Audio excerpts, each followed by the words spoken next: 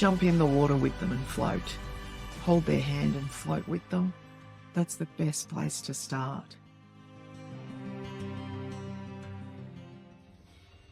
Hello.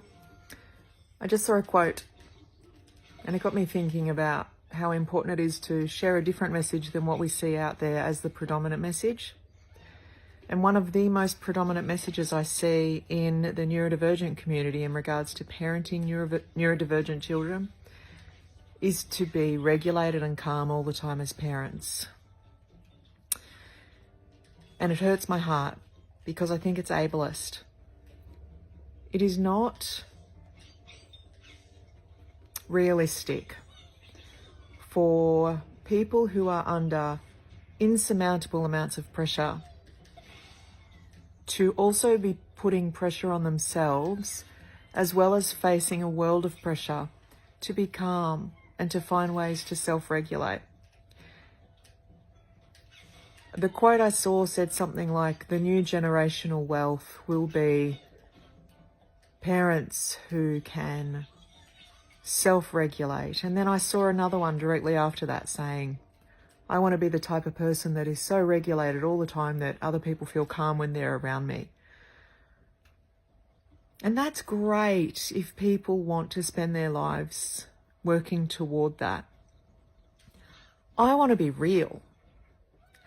What I needed growing up as a neurodivergent child was parents who were honest about their struggles and their challenges. Parents who modelled self-advocacy and essential individual care, rather than parents who self-medicated and spent time in and out of jail, rather than family violence, because of the amount of pressure placed on adults, neurodivergent adults.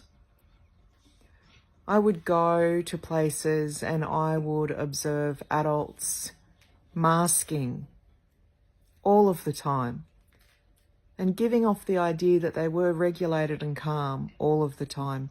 That doesn't help neurodivergent children feel safe because it's not real. So as long as we know the difference between pretending to be calm and regulated and actually being calm and regulated, then that is helpful. Because if you're raising a PDA, as an example, with a nervous system-based disability, we sniff out an agenda from a mile away, and we can tell before you can whether you are safe or not based on how honest you are with yourself and others. So if I have a parent who pretends that they're calm, cool and collected, I'm going to know that, and the trust will be broken more than it will be connected.